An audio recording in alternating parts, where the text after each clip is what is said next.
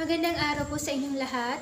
Ang videong ito ay ginawa ko para ipaalam sa inyong lahat na naririnig ko po ang boses ng pinakamaganda at pinakamakapangyarihang babae sa buong mundo. Wala iba kundi ang ating mahal na ina na si Mama Virgin Mary. Nananawagan po ako sa ating mahal na Pangulo kay Sir Ferdinand Bongbong Marcos at sa Catholic Bishops' Conference of the Philippines na ihanda ang buong Pilipinas, Luzon, Visayas, Mindanao para sa malawakang religious event na magaganap.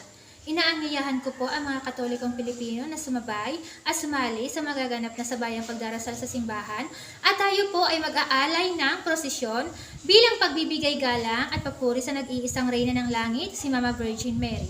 Kailangan po nating magkaisa, magtulungan para sa katahimikan ng ating mahal na ina na si Mama Virgin Mary. Ang gagawin po nating dasal ay para sa Pilipinas at para sa buong mundo. Inaanyayahan ko po lahat ng Katolikong Pilipino na sumabay